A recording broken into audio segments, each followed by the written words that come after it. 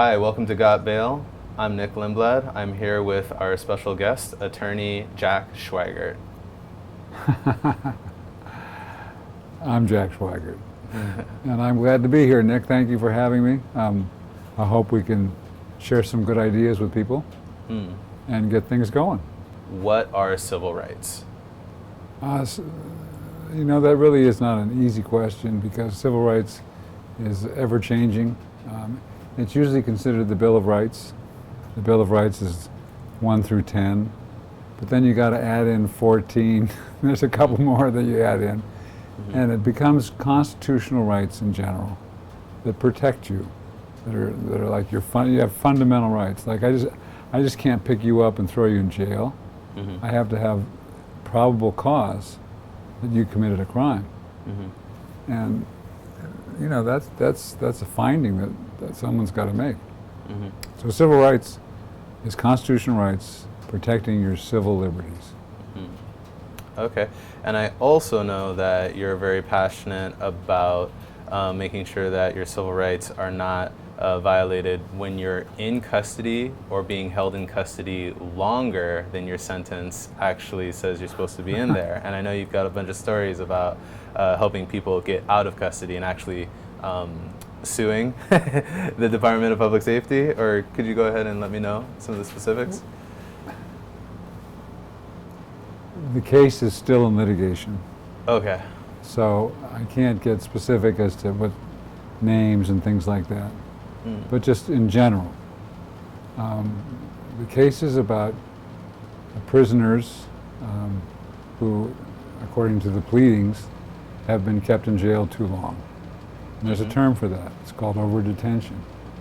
In other words, when a judge gives you 10 years, there's all kinds of things that you calculate to figure out when that 10 years is up, because he only gave you 10 years. He didn't give you 10 years and 2 months. He gave you 10 years. Yes. And so what the prison case is about whether the manner that they figured the release date of these guys is appropriate or not. And so it's ongoing. There's a summary judgment hearing coming up in a couple of weeks. So it would be, it's a gripping story in my mind. What are your thoughts on medical marijuana? I fully understand it. I think that when you see 23 states recognizing the medical value of a substance, of an herb, that's telling. You know, I mean, the evidence is in the pudding. If you look at the states, they have found that, you know, it treats successfully cancer. You know, my wife crossed over because of cancer, and it's a terrible disease. My father died of cancer. My brother-in-law died of cancer.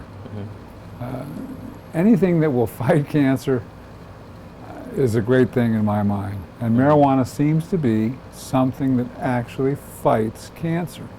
So I guess the long and short of what I'm saying is that the more states that join on to the medical use of marijuana, which should be all 50, because it really does have medicinal qualities. There's marijuana that many people take that doesn't even get you high. So that just shows you that it's not the high, which is what most people take it for. It's because of the medical relief. If enough states do that, then the argument that I think is a real winner will hold that all the rest of us get to smoke marijuana as well. Yeah? Yeah. and that is under your right of privacy. This is not medical marijuana. This would be recreational use of marijuana. Yes. Those are the opposite ends. The medical marijuana, I think, is a great thing. I think it's changing the mindset of many people. It's making marijuana not such a taboo. And if you look at the attention that's given to medical marijuana, you'll see a story about marijuana at least weekly, if not a couple times in a week. if not 3 times in a week. Mm-hmm. There's no, other than the President of the United States, Mm-hmm. I don't think anything's reported as much as marijuana. Mm-hmm. And police brutality seems to be the theme these days. So medical marijuana aside, I think it's helping the people realize it's not bad. On the recreational side, there is an argument, and I mean it's a strong argument, and it's me speaking. There's no case that I have in Hawaii that I can quote, but it's my deductive reasoning based on my analysis of the law. Back in 1978, there was this lady named Delegate Hale. What's her name? Helen Hale. Helen Hale. She's passed into heaven by now. And in front of all, it was the Constitutional Convention, and in front of all 102 or 3, I forget what number, delegates, she's introducing Article 1, Section 22 in Alaska. In Hawaii, it's Article 1, Section 6. And she's saying to all the constituents out there, all the delegates to the Constitutional Convention, I'm introducing this law, Article 1, Section 22, or actually 6, because it would be Helen Hale, because in Alaska, these were the exact words that enabled people to smoke marijuana, not for medical purposes, but just for recreational purposes, as long as they were in the privacy of their home, and they weren't growing an amount from which you could infer an intent to distribute. Let's say they had 1,000 kilos of marijuana in the back room. You might be able to infer from that an intent to sell. So that was our Hawaii Constitution. There's a rule of law when you interpret statutes. How far does Article 1, Section 6 go?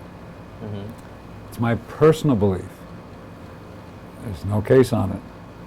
Because of what Delegate Hale said, she adopted Alaska's Constitution. When you take a constitution from another state, you don't take it bare. You take with it the highest interpretation from that state. And Alaska said, you have a recreational right to smoke pot in the privacy of your home. Okay, so I think that's what Hawaii is, because the rule of law is that if you adopt a statute or a constitution, you take with it the interpretation placed upon that by the highest court of that land, and the Supreme Court was who ruled in Alaska. So I think that the Hawaii Supreme Court, it's not an easy call, but if they have the oompa to do it, they'd be right on. And really? So, yeah. I don't have a case in front of them, so I can speak openly about it. Yeah. So it's always interesting because you could think that you're right about something and you could be passionate about it, but I run into all these different people that they have all these outside the box ideas of arguments that they think will work in court. And of course, as the attorney, you know what works in court and what doesn't. So it's really important to make sure that you have a winning argument in court. Does religion work, or is that something that court, it doesn't? Okay. Recent case. Recent case? Recent case came down from the Supreme Court, and they said religion is not protected. And I've had trials where we went and tried to argue religious. It's not an allowable exception. There was a case dealing with Rastafarians that said they could engage in there was a ritual that required them to use peyote, and it got picked up when the guy was being tested for workers' compensation. And he was going to get fired because of it, and they said no, it's allowable for that guy because his religion is a bona fide, recognized, legitimate religion or cult or whatever, and they need marijuana. It's not done every day. It's done as a ritual. That's when their particular day comes up. So it's not, but Hawaii's ruled that it's not protected by religion. Not going to work. To me, that's where this medical marijuana really helps out, because it takes away the opprobrium of speaking about marijuana. There was a time, I mean, I've been fighting for this right since 1991. And back in those days, if you mentioned the word marijuana, and what do you think about it, you'd see the people kind of move away from you. Yeah. It was not... There's a stigma, right? There's a stigma. There was a stigma to it. So that stigma is gone because of medical marijuana. So in that sense, it's really done help, I think, for the nation, because I truly believe the properties in medical marijuana, in marijuana are medical and are medicinal. If you've had someone die in your arms, it's really sad. Yeah. And you're just watching them die, and you're watching them finally, the life go out of them, and they've just got done throwing up. And you can stop that by making them a brownie with a little marijuana in it. Is that wrong? I think that the federal government has it as a Schedule I, I think is it almost, I'm aghast. Because Schedule I means there is no medical value to the substance whatsoever. And what is that saying to 23 states? You don't know what you're talking about? And the federal government carries a lot of weight. They are in control of the Federal Controlled Substances Act. So 23 states are breaking the law. Clearly. There is no such thing as medical marijuana in the federal scheme. And they trump state rights. Well, they trumped the medical use of marijuana. They don't trump state rights. So, I mean, there's arguments to be, remember, I'm a constitutional law. Okay, yeah, it gets complicated. When you get, it gets complicated. And when you get into what state rights are, I think one of them is to control your people's health, safety, and welfare. And that's not a federal government concern. Federal government's concern is like whether the state one is being fair with state two by charging a huge tariff as you enter the border of state one, or commerce clause. Whether ships navigating in open waters, have to go on the right as opposed to the left. Whether planes, when they fly in the air, have to obey traffic signals. That kind of stuff. That's federal government kind of stuff. But when it comes to running my life, telling me when I go into my home what to do in my house, and it's hold my wife up while she's dying of cancer, and I can bring her some relief, I think I have a duty to bring her that relief. Yeah. I think that anybody who doesn't help their spouse out or recognize the value of others who have been helped with marijuana, that's just, I think that's not good thinking. I mean, you really have to understand, I believe there's nothing wrong with marijuana. I believe there's a lot of harm done by criminalizing it. Yes. I have been to many a jail cell. Remember, I'm a criminal defense attorney. Yes, you are. One of the best. One of the best. You don't have to say that. You can be as humble as you want, Mr. Schweigert, but I know you're one of the best. Okay, well, wherever I'm at, the point of the matter is on weekends when family get to go see their husband or their wife who's been in jail all week around some pretty tough people. People who shoot people, people who don't mind beating up people. Some pretty tough people. Gangs, there's gangs that run the prisons. Yep. Okay, and these guys were caught with extra plants on their property, or had X number of pounds, or were sold some marijuana to an undercover, or sold some marijuana to a guy who then snitched on them to an undercover. And I look at the harm from that, and if you balance things, here's the damage from pot, here being the least, here being the most. Here's the damage from making it criminal. Yeah. Yeah. Through the ceiling. Yeah. I can't get that high. But civil rights is more than just pot. Civil rights is prisoners. You see all these boxes around you. I don't know if you can see them, but they're all one case. Oh, wow. They're dealing with, and they're behind me, and over there. So this is all one case. There are many, many players because there are lots of prisoners. So civil rights can be freeing prisoners that have done their time. There's a really big controversy over the Honolulu Police Department not wanting to disclose the records of officers that have been disciplined. So what are some of your thoughts on where, I guess, the public's right to know is on those types of issues? It's a two-part question. Part one would be, does the public have the right to know? I think so. I mean, you know, if they've got bad police out there, how are we going to know that they're bad police unless we can look at their records? Yeah. But do I want to interrupt an active investigation? No. I want them to do their work with impunity, knowing that that record, while they're putting it together, is not going to spill the beans on whoever it is that they're investigating. I think that only makes common sense. But in the end, once they're done with that investigation, they've finalized a report, and the sentence has been imposed, so that the case is pow, right? There's not anything left to do unless it's meant to fire him, or then he's fired. If it's meant to give him 2 weeks suspension without pay, then that's what the sentence is.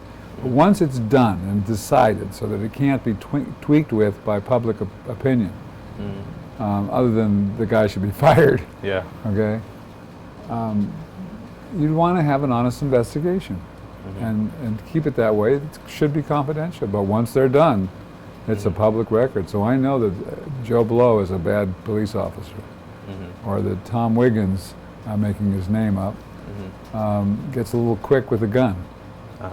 Or the big one is that OC spray, tear gas. Yeah, okay. I hear they usually take you to the hospital afterwards to wash your eyes out. Well, is that bad? It stings like it's unbearable. It's meant to be unbearable. I mean, it's the whole. And then some guys are fast with the taser. You know, the tasers do what they're meant to do. They electrocute the guy, basically. I mean, not enough to electrocute him, but enough to drop him down to the ground. That's what they're meant to do. And you know, so you want to know that people are abusing the privilege. But most cops are good. Yeah. They really are. I mean, I deal with a lot of police officers, and I'll tell you, when I'm in a tough situation, I want them there. Yeah. I don't not want them there, and yet I sue them if I think that they're acting high-handed. And the last case I dealt with was a shooting of a youth, who was a 20-year-old boy, and he was shot dead at his own home. I can't go into any more of the specifics on that, but by a SWAT team. I hope he was not unarmed, because that's the latest controversy where it's like the unarmed minority gets shot. You know what I mean? I'm not going to get into that. You can't get into that? Okay. But that's just, to me, the biggest, egregious, most terrible thing you could do, because if it's not a life-threatening thing where somebody else has that type of force, how could you ever justify something so final? Shooting and killing somebody who is unarmed.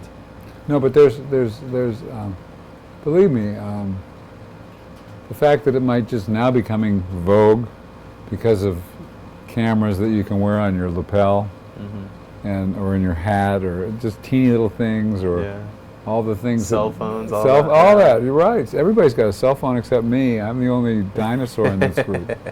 But with all this huge electronic equipment to resort to film a dirty scene going right out your window, I think it's great. You know, I think that those police actions should be stopped. But it's not just recently. We've had an amendment in the Constitution, not a Constitution, but a way that courts have interpreted the rights. When a guy has deadly force, presents deadly force, okay, there's a whole. It's got to be. He's got to truly be in the mind of that police officer, and it's got to be a reasonably good faith belief. Can't just be saying it because it's magic words. That guy presented a danger to himself or to others. Not to himself. He can shoot himself, but he's presented a danger to others. That kind of guy, you're not allowed to get away. He might kill somebody down the road. You've made the decision. He's dangerous to people. That he's capable of inflicting. It's not like it's not like he didn't have anything on him. And okay, now, when they lie about what the guy had on him, that's not good work either, right? We want him to catch the guy if the guy truly was a danger to other people. And the Constitution requires that. And the courts have said that. He's got to be a danger to other people. So like they used to show these high-speed chases, only if the guy's a danger to, they can't make the danger by chasing him at a fast speed. And he wouldn't be driving at a fast speed if he wasn't being chased by an officer chasing him in a fast speed. So, but for those kind of situations, you want to be able to make sure that the guy is not going to be let go if he's going to really go out there and kill somebody, especially in this day and age. I mean, I was looking at the picture in yesterday's paper about the guys that are the bombers that blew up in Belgium someplace. Oh yeah, the train station attack. Yeah, right? It was multifaceted, but they I don't know how they showed the picture in the newspaper, how they were able to isolate it down. God only knows how the newspapers do it. But they got it down to one picture showing the three men. And you really wouldn't be able to tell them that much different from anybody else. So there's danger amongst us. I'm glad there's a police force. I don't like it when they ruin their name by doing something stupid like shooting somebody that's unarmed. Yeah. I mean, that because they are a profession as well. I love the idea in England where I think they've resorted to guns, but there was a time, if you remember, back when, certainly in the 50s and the 60s, when the bobbies, the policemen, didn't carry guns, carried a nightstick. But, you know, there's a way of dealing with crowds that doesn't irritate them, that doesn't excite them. If you talk to them level-headed, common sense, but once you put a gun on a guy's side, it changes. Things can escalate. It changes his disposition. Fear. He knows. He knows that he is. He can't be hurt. He knows that. So, I guess the only thing I can say is that I love a police force. I believe we need a police force. I believe there's better ways of bringing people into the police force than what they presently use. I remember representing a guy that the battle was whether we drug test firefighters. Okay. Okay, it was John Doe we kept him as because we didn't want to let it be known who he really was for fear of retaliation. And in doing that case, I learned that there's equipment out there. Not drug testing. Drug testing won't tell you whether you can do the job or not, because some people handle drugs quite well, other people don't. But it would, in 7 minutes, tell you whether that guy should go on the job or not. It would test his. There's things it did, you know, that it measured that were important in determining whether that guy should go to work or not. And if it turned out he scored bad on it, he goes home. Oh, so you could be sober, and if you're terrible at it, you can't be assigned to that specific assignment? Is it something like that? You can't be assigned to any assignment. You're going home. Okay. And you could be tired, and then you just can't. No, tired might if you're tired, and this machine will pick up.